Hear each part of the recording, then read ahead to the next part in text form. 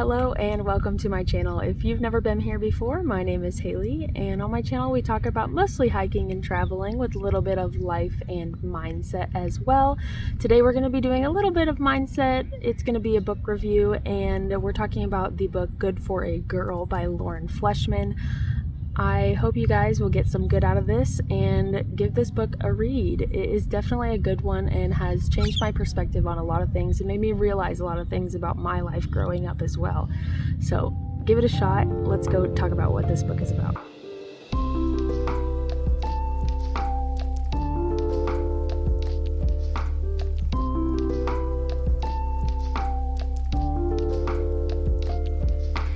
I just got done ripping through this book and I seriously cannot recommend it enough.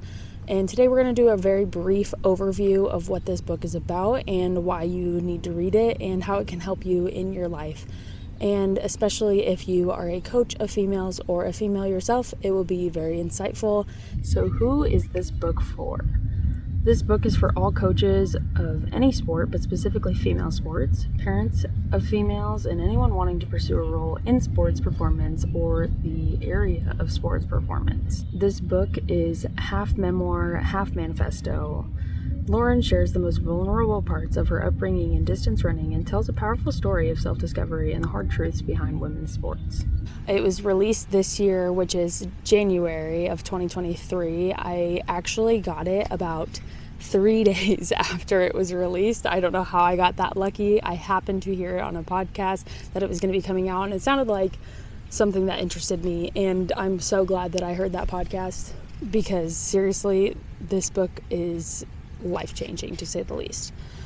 So it has 260 pages, and that comprises about 16 chapters where Lauren is basically describing her childhood, how she grew up in sports, and how that affected her, and the different kind of challenges she went through. It's basically her life story. So first, let's talk about the author herself so you can kind of get an idea of where this book is going and the general idea of it. Lauren Fleshman is a professional runner, and she has been running basically her whole life. Some of her athletic accomplishments include, but are not limited to, she was top 8 in the World Championships. This is all for track and field unless I specify for cross country. She was a Diamond League meeting winner. She's a 3-time NCAA champion. She's a 2-time national champion and a 1-time NCAA indoor champion. The book is based around a story that she's telling, which starts with her childhood and goes all the way up until her current state. She took about 10 years to write this book, so there was a lot that went into it and a lot that goes into the story in general. There are some really important lessons that she kind of demonstrates in this book that I'd like to bring to focus. Basically, from the very beginning of her childhood and life, she was told that men are always stronger than women and faster than women, and that's just the way it was. But she was really athletic growing up, so that didn't really happen for her until around when the boys started going through their growth spurts and actually started beating her. And her famed thing was her mile run in PE. She would always beat everyone, but one day in 8th grade, a boy beat her by a full minute, and that really knocked her down. And her home life wasn't the best, but she came from a loving family regardless. And her dad basically said, that's just the way it is. And if you work hard, you can pretty much try to beat it, but you're not gonna beat boys basically ever. She overcame a lot of challenges throughout this story that she's telling, including avoiding for a long time an eating disorder. She eventually did struggle with an eating disorder and came out of it finally, but for a long time she was able to kind of curb that because she had a better kind of idea of who she was and how to listen to her body, and she wanted to feel strong, so she kept holding on to that image, which of course, if you're wanting to feel strong, you're not going to really care about wanting to be super skinny as long as you can race and compete. But in her later years of competing, she did kind of give into that culture, which is very prominent in distance running, where the lighter you are, the faster you'll be, supposedly, which isn't exactly true. And so she did battle with it for a little while. The thing I love the most about the fact that she even talked about eating disorders in the book is that it's not really talked about a whole lot, but it's known in all of sports. So throughout the book, she talks about how people wouldn't come out and say there's eating disorders on this team, but they would hint at it rather than just getting to the topic and actually addressing it, which would kind of create this environment for it to kind of propagate into more and worse eating disorders throughout the team.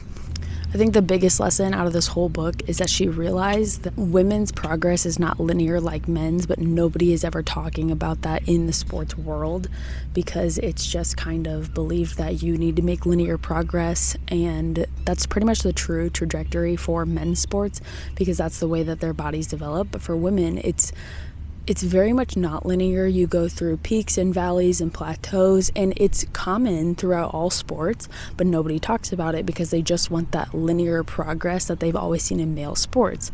Another cool thing is that women tend to have a later peak. So if you are in high school and you're like, oh, I've hit my peak, and you're just like not getting better, it's not the end. You can definitely keep pursuing sport, and not a lot of people talk about that either, because they don't have a lot of research on it, because women are complicated is what they basically tell people. And most importantly, she just kind of gives an overall perspective of what it's like to be a woman in sport. And there's one page in the book that really brings it all together towards the end, and I'm going to read this quote to you now because I think it's huge for understanding what it is to be a woman in sport. It goes like this: I understand now that the sports system itself was causing enormous harm to women by devaluing or denying their essential physiological experiences and emphasizing the wrong priorities at the wrong times. Every high school runner who starved herself to avoid puberty, every woman who restricted her diet to reach an arbitrary weight her body didn't want to be, every woman who lost time to broken bones or torn tendons, every woman who lost confidence and self-worth for failing to progress, every woman who couldn't eat without having earned it and tried to exercise as punishment to atone for indulgence. Ever since Title IX opened the doors for our participation, there have been countless women walking around carrying the wounds of their experiences in sport. When I thought about sports as one of the largest institutions in our culture, I saw the role it played in the bigger picture and knew we could and must do better. Increasingly, I was looking back on my life as an athlete with an entirely new perspective. I had once felt angry with the women who developed eating disorders or made choices that hurt their health or our team's prospects. Now I was angry that so many women and girls were blamed for not thriving in a system not truly built for them. I was angry with the coaches in charge, the athletic departments, the media for building up young phenoms as they burst onto the scene only to watch them crash. I felt haunted by the long list of girls whom I never heard about again. And that kind of goes to her point of saying that people who are in charge don't understand what it means to be a woman in sport or how to progress them, and so they push them too hard and cause their bodies to break, which is permanent damage, instead of nurturing them into strong individuals. In further videos, I'd like to dive in deeper to these concepts that she's talking about and the lessons that she learned, to kind of see how these subconscious messages that women get sent while growing up in sports affect them and can kind of affect the psyches of women all over the world. We'll be diving into how it is important to build an identity outside of your sport, especially growing up in it, because when you attach your identity to one specific thing, it's really hard when that thing gets taken away from you to feel like you have a meaning or purpose in this world. And that can be really devastating, especially to an athlete who wasn't planning on ending their career, where an injury occurred, or they got cut from their contract, or something like that happens. No one prepares you for that, and it needs to be addressed in more detail. And the skills of learning how to accept your performance for what it is also not something that is sought after in sport. A lot of people just want to have athletes on their team who have absolute drive to win every single time. It is really important for those people to be able to accept their effort as long as it was their best effort, because you cannot control the outcome of the event that happened. You can only control your effort. So when people are tying their identity to something that is out of their control, it can be seriously debilitating for them if they don't achieve that outcome, and then everyone around them is pressuring them to also achieve that outcome. it's a very toxic environment, and although yes, the goal of being on a team and a sports team is to win, it shouldn't be the overall thing that ties you to your identity as an athlete. Finally, in further videos, I would like to discuss how this applies to more than just endurance running, how this can apply to every sport and any woman, honestly, that lives and breathes.